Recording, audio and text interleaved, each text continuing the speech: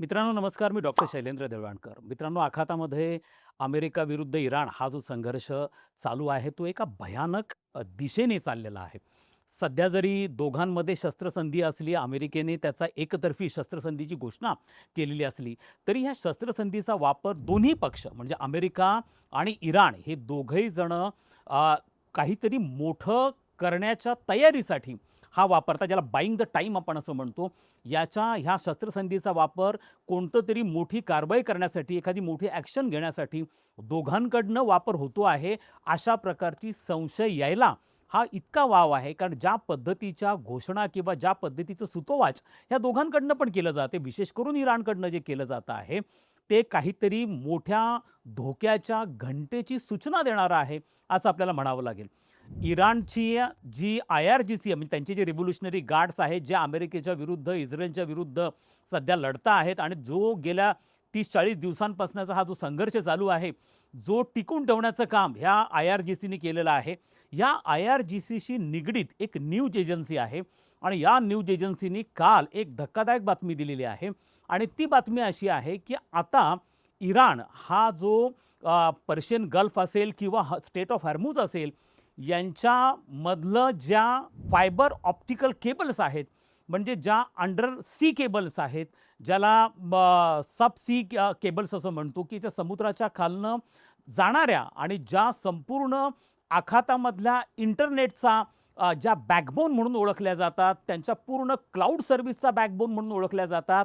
आखातामधल्या health services असतील, stock markets असतील, banking system असेल, डिजिटल पेमेंट सिस्टम असेल, त्यांचे मिलिटरी ऑपरेशन्स असतील, गव्हर्नमेंट फंक्शनिंग असतील, या सगळं जे आजकाल पूर्ण थ्रू इंटरनेट चाललं आहे, क्लाउड सर्व्हिसेस चाललेलं आहे, याचा बॅकबोन म्हणजे समुद्राच्या खालनं जाणाऱ्या, समुद्राच्या तळामधनं जाणाऱ्या ज्या फायबर ऑप्टिक केबल्स आहेत, या उद्ध्वस्त केल्या जातील, त्या डिसरप्ट केल्या जातील. या स्वरूपाचे सुतोवाच त्यांनी केलेलं आहे. इराण त्यापर्यंत पण जाऊ शकतो, त्या स्वरूपाचं देखील धाडस करू शकतो. अशा प्रकारचे सुतोवाच असल्यामुळे एक प्रकारचा भयकंप हा सगळीकडे पसरल्याचं आपल्याला दिसून येतं आहे. मित्रांनो, आता आपण हे लक्षात घेणं गरजेचं आहे की जसं अमेरिकेकडनं मरीन्स उतरवले जातील, खर्ग आयलंड टेक ओव्हर केलं जाईल, इराणचे पॉवर प्लांट्स उद्ध्वस्त केले जातील, अशा प्रकारच्या धमक्या डोनाल्ड ट्रम्पकडनं दिल्या जातात. तशाच पद्धतीचा त्याचा प्रतिकार करण्यासाठी आता इराणकडनं या स्वरूपाची रणनीती ही आखली जात आहे. मात्र जर अशा प्रकारची ॲक्शन इराण किंवा इराण पुरस्कृत संघटना यांच्याकडनं जर झाली आणि जर समुद्राच्या खालनं जाणाऱ्या या संपूर्ण इंटरनेटच्या, ज्याला आम्ही डिजिटल इन्फ्रास्ट्रक्चर असं म्हणतो, ह्या डिजिटल इन्फ्रास्ट्रक्चरला डिस्टर्ब करण्याचा, केबल्स डिस्टर्ब करण्याचा, कट करण्याचा जर प्रकार इराणकडनं घडला, तर मात्र मित्रांनो हे लक्षात ठेवा, संपूर्ण आशिया, आफ्रिका आणि युरोप यांच्यामधली डिजिटल कनेक्टिव्हिटी आहे, ही डिजिटल कनेक्टिव्हिटी पूर्णपणे उद्ध्वस्त होऊन जाईल आणि संपूर्ण जग, इवन भारतासह प्रत्येकाला त्याचे अतिशय गंभीर परिणाम हे सहन करावे लागतील. आता ते कशा पद्धतीने परिणाम होतील याचाच प्रामुख्याने ॲनालिसिस म्हणा, विश्लेषण म्हणा, आपण आजच्या ह्या आपल्या व्हिडिओच्या माध्यमातून करणार आहोत. मित्रांनो, आता आखातामधला हा जो संघर्ष चाललेला आहे, हा आता जमिनीवरनं समुद्रामध्ये उतरलेला आहे आणि समुद्रामध्ये स्ट्रेट ऑफ हॉर्मुझ जे आहे त्याच्यावरती कोणाचं नियंत्रण आहे हे सिद्ध करण्यासाठी अमेरिका आणि इराण यांच्यामध्ये जीवघेणा संघर्ष सुरू झाला आहे.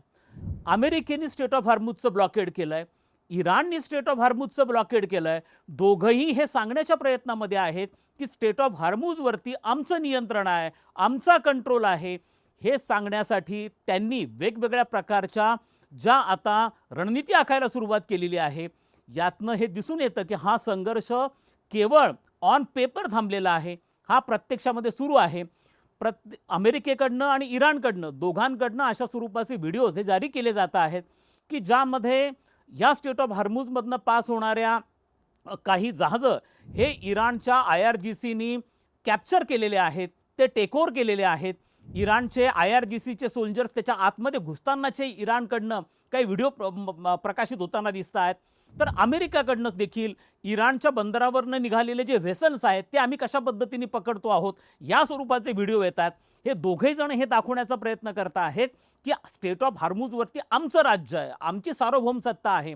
आणि मित्रांनो, ज्या स्टेट ऑफ हार्मुजमधनं हा संघर्ष जेव्हा सुरू होण्यापूर्वी म्हणजे 28 फेब्रुवारीला हा सगळा संघर्ष सुरू झाला, त्याच्यापूर्वी प्रतिदिवशी स्टेट ऑफ हार्मुजमधनं साधारणतः 120 ते 130 जहाजं, तेलानी आणि नैसर्गिक गॅसनी भरलेली जहाजं ही त्या ठिकाणं जात होती. आज म्हणजे आज आपण साधारणतः 24 एप्रिलला आपण बघतो आहोत की आज त्याच्यातनं जाणारी जी जहाजं आहेत यांची संख्या 120 वरनं ती आता 4 वरती आलेली आहेत. म्हणजे तुम्ही बघा, जवळपास 95% जास्त यातनं होणारं जे ट्रान्सपोर्टेशन आहे ते आता ठप्प झालेलं आहे. शस्त्रसंधीची घोषणा केल्यानंतर देखील केवळ 4 जहाज हे आता स्टेट ऑफ हार्मुजमधनं पास होत आहेत. यावरनं आपल्याला कल्पना येऊ शकते की परिस्थिती ही कशा पद्धतीने स्फोटक बनत चाललेली आहे. आणि आता ह्या संघर्षामध्ये, ज्याला मी या संघर्षाला गन बोट डिप्लोमसी असं म्हणतो, गन बोट डिप्लोमसीचा अर्थ असा होतो की तुम्ही लष्करी सामर्थ्याचा वापर हा आपल्या परराष्ट्र धोरणातली उद्दिष्ट साध्य करण्यासाठी जेव्हा राष्ट्र करतात तेव्हा त्याला गन बोट डिप्लोमसी असं म्हटलं जातं. अशाच प्रकारच्या गन बोट डिप्लोमसीचा वापर आज अमेरिका आणि इराणकडनं केला जातो आहे. एकीकडे शांतता चर्चा कधी होईल, पुढचा नेक्स्ट राऊंड कधी होईल, सेकंड राऊंड कधी होईल या संदर्भामध्ये पूर्णपणे अनिश्चितता आहे. इस्लामाबादनी त्याची तयारी ऑलरेडी सुरू केलेली आहे. इस्लामाबादला एखाद्या लष्करी तळासारखं, म्हणजे पाकिस्तानची राजधानी इस्लामाबादला एका लष्करी तळाचं रूप प्राप्त झालेलं आहे. ठिकठिकाणी तुम्हाला तिथं पाकिस्तानी सैन्य दिसून येतं आहे. लोकांचा दैनंदिन जो व्यवहार आहे तो ठप्प झालेला आहे. लोकांना प्रचंड तिथं त्रास व्हायला लागलेला आहे. तिथले व्यवहार हे ठप्प झालेले आहेत. आणि आता जग वाट बघतंय की पुन्हा पाकिस्तानमध्ये कधी सेकंड राऊंड ऑफ टॉक्स होतील, पण तसं होण्याची शक्यता दिसत नाही आहे. आणि दरम्यानच्या काळामध्ये इराणकडनं जेव्हा अशा प्रकारची धमकी दिली जाती की आम्ही अंडर सी केबल ज्या आहेत त्या डिस्टर्ब करून टाकू, त्यावेळेला मात्र हा संघर्ष एका भयानक दिशेने जातो आहे असं आपल्याला म्हणावं लागेल. आता बघा मित्रांनो की ह्या केबल्सचं महत्त्व काय आहे आणि हे जर अशा स्वरूपाने हे कट केले गेले किंवा डिस्टर्ब केले गेले तर कशा प्रकारचे गंभीर परिणाम होऊ शकतात.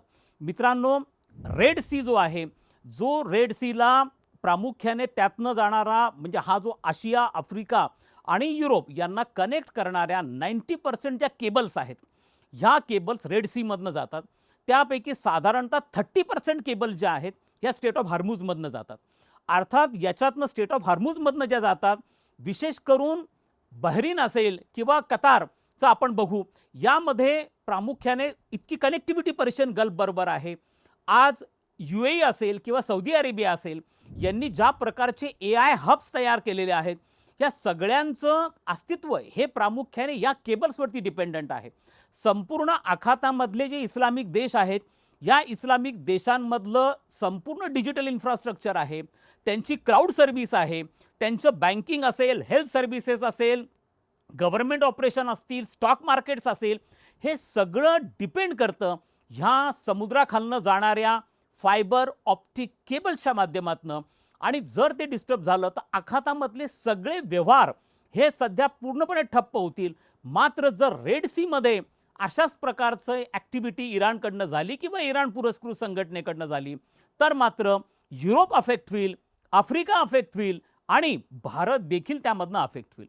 आता मी रेड सीचा उल्लेख का केला, तर रेड सीचा उल्लेख यासाठी केला की रेड सीमधलं जे अतिशय महत्त्वपूर्ण अशा स्वरूपाचं जे पोर्ट आहे, बेब अबेन ज्यांना म्हणतात, जे आता ज्याच्यावरती हौती ह्या येमेनमधल्या इराण पुरस्कृत संघटनेचं वर्चस्व आहे, यांची मास्टरी, यांचं स्पेशलायझेशन आहे, अशा प्रकारच्या केबल्सवरती, अंडरसी केबल्सवरती अटॅक करण्याचं. आणि आता हे काय करता आहेत, प्रामुख्याने हे काय पहिल्यांदा घडतंय का अशा स्वरूपाने की थ्रेट दिली जाणं किंवा ॲक्च्युली अशा प्रकारचे अंडरसीचे केबल्स हे डिस्टर्ब केलं जाणं हे पहिल्यांदा घडत नाही आहे. 2024मध्ये हौती या इराण पुरस्कृत संघटनेने, ज्याला इराणचं बॅकिंग आहे, या संघटनेने रेड सीमधल्या काही केबल्स अशाच पद्धतीने डिस्टर्ब करण्याचा, कट करण्याचा प्रयत्न केलेला होता. आणि त्यामुळे त्याला रिपेअर करणं हे प्रचंड मोठं कठीण काम आहे. आता बघा हे कशा पद्धतीने ह्या अंडरग्राऊंड किंवा अंडरसी ज्या केबल्स असतात हे डिस्टर्ब केल्या जातात. यासाठी प्रामुख्याने ज्या प्रकारचे इक्विपमेंट्स वापरले जातात त्या असतात अँटी शिप्स मिसाईल्स असतात. हे अँटी शिप्स मिसाईल जे आहेत हे प्रामुख्याने त्या केबल्स ह्या डिस्टर्ब करतात किंवा कट करतात. अर्थात त्याला रिपेअर करण्यासाठी ज्या शिप्स येतात, ज्याला रिपेअर शिप्स असं म्हणतात, या शिप्सवरती देखील अटॅक अशा स्वरूपाच्या क्षेपणास्त्रांनी केला जातो आणि हौतीकडे त्या संदर्भातली मास्टरी आहे. आता मित्रांनो लक्षात घ्या की ज्या वेळेला ह्या केबल्स कट केल्या जातात किंवा डिस्टर्ब केल्या जातात त्यावेळेला त्याला रिपेअर करणं हे इतकं अवघड असतं. त्यासाठी स्पेशल शिप्स डिप्लॉय करावे लागतात. ह्या शिप्सचा जो इन्शुरन्स काढला जातो म्हणजे प्रति दिवशी हा $1 मिलियन इन्शुरन्स काढला जातो आणि त्यामुळे हे प्रचंड खर्चिक काम आहे. ह्या केबल्सला रिपेअर करण्यासाठी महिने कधी कधी वर्ष पण जाऊ शकतं. आता यापूर्वी देखील अशा धमक्या रशियाकडनं पण दिल्या गेल्यात, युरोपमधल्या काही देशांकडनं अशा प्रकारच्या धमक्या दिल्या गेल्यात. अशा स्वरूपाची धमकी देण्यामध्ये हौती ही जी संघटना येमेनमधली आहे ही त्यासाठी प्रसिद्ध आहे. त्यामुळे पहिल्यांदा घडत नाही आहे. परंतु या वेळेला मात्र हा संघर्षाची व्याप्ती बघता, या संघर्षाचं गांभीर्य बघता, ग्रॅव्हिटी बघता अशा प्रकारच्या केबल्स कट करण्याचा मार्ग हा इराणकडनं किंवा अशा स्वरूपाचा रणनीती ही इराणकडनं आखली जाऊ शकते, ही शक्यता जास्त वाढलेली आहे. आता मित्रांनो बघा की या संघर्षाने तेलाची सप्लाय चेन डिस्टर्ब केली, या संघर्षाने गॅसची सप्लाय चेन डिस्टर्ब केली आणि आता इंटरनेटची सप्लाय चेन हे डिजिटल इन्फ्रास्ट्रक्चर उद्ध्वस्त करून हा संघर्ष करण्याच्या मार्गावरती आहे आणि खूपच भयानक आहे. पण आता प्रश्न तुम्हाला असा पडला असेल की मग याचं प्रोटेक्शन कोण करणार? या संदर्भामध्ये काही आंतरराष्ट्रीय नियम आहेत का? तर मित्रांनो या संदर्भामध्ये आंतरराष्ट्रीय नियम आहेत. गेल्या 100 वर्षांमध्ये जवळपास 3 महत्त्वपूर्ण आंतरराष्ट्रीय करार हे जे अंडरसी केबल्स असतात, या अंडरसी केबल्स ज्या कनेक्टिव्हिटीचं काम करतात, या केबल्सच्या प्रोटेक्शनसाठी आजपर्यंत आंतरराष्ट्रीय स्तरावरनं 3 महत्त्वपूर्ण करार झालेत. यातला पहिला करार हा 1884 मध्ये झाला आहे. 1884 पासून ते 1990 पर्यंत, म्हणजे 1884 मध्ये इंटरनेट नव्हतं, पण अंडरग्राऊंड केबल्स हे वेगवेगळ्या प्रकारचे असू शकतात. त्यांच्या प्रोटेक्शनसाठीचा पहिला करार हा 19व्या शतकाच्या उत्तरार्धामध्ये झाला होता आणि शेवटचा करार हा 1990 मध्ये झालेला होता. म्हणजे जवळपास 100 वर्षांमध्ये 3 करार झालेले आहेत. मात्र आपण आता बघतो की आंतरराष्ट्रीय कायदा हा संपूर्ण ह्या संघर्षामध्ये त्याला केराची टोपली दाखवली गेलेली आहे. ज्या देशांवरती आंतरराष्ट्रीय कायद्याच्या रक्षणाची जबाबदारी आहे तेच देश आंतरराष्ट्रीय कायद्याचा भंग करतायत, तेच देश आंतरराष्ट्रीय कायद्याचं उल्लंघन करत आहेत. आणि त्यामुळे जरी अशा प्रकारचे आंतरराष्ट्रीय करार असले तरी देखील याच्या प्रोटेक्शनसाठी कसल्याही प्रकारचं मेकॅनिझम हे युनायटेड नेशन्सकडे नाही आहे. कोणत्याही प्रकारचं लिगल ऑब्लिगेशन हे युनायटेड नेशनकडे किंवा कोणत्या आंतरराष्ट्रीय संघटनेकडे नाही आहे. जर एखाद्या देशाने अशा प्रकारचं कृत्य केलं आणि संपूर्ण जगाला त्यासाठी वेठीस धरलं तर त्या देशाविरुद्ध कोणती कारवाई करायची अशा प्रकारची लिगल प्रोव्हिजन आज तरी अस्तित्वामध्ये नाही आहे. लिगल प्रोव्हिजन जरी असली असती तर त्याचं इम्प्लिमेंटेशन कोण करणार? कारण इम्प्लिमेंटेशन करणारी एजन्सी ही युनायटेड नेशन्स आहे, त्यांची सिक्युरिटी काउन्सिल आहे. परंतु त्या सिक्युरिटी काउन्सिलमध्ये याच नियमांचं उल्लंघन करणारा अमेरिकेसारखा देश त्या ठिकाणी आहे. तो व्हिटो पॉवरचा वापर करेल आणि त्यामुळे कोणताही युनायटेड नेशनच्या सिक्युरिटी काउन्सिलचा निर्णय हा प्रत्यक्षामध्ये येऊ शकणार नाही आहे. आणि म्हणून आता प्रश्न निर्माण झाला आहे की याचे किती भयानक परिणाम हे संपूर्ण जगाला भोगावे लागू शकतात. म्हणून या स्वरूपाचा आंतरराष्ट्रीय करार की ज्या आता ह्या डिजिटल इन्फ्रास्ट्रक्चरच्या प्रोटेक्शनसाठी स्पेसिफिक करार हा अलीकडच्या काळामध्ये विशेष करून 21व्या शतकामध्ये झालेला नाही आहे.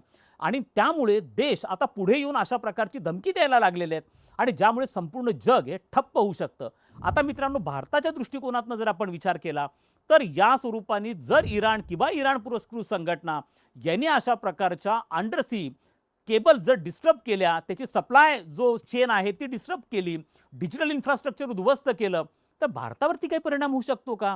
तर आपण लक्षात घेणं गरजेचं आहे की अप्रत्यक्षपणे परिणाम हा निश्चितपणे भारतावरती होऊ शकतो.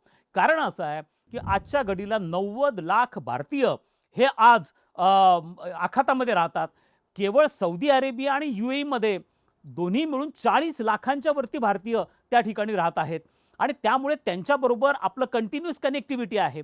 आज जे भारतीय आखातामध्ये राहतात हे प्रतिवर्षी भारताला जवळपास $50 अब्ज निधी म्हणा किंवा पैसा म्हणा हा भारतात पाठवतात, ज्याला आपण फॉरेन रेमिटन्सेस असं म्हणतो.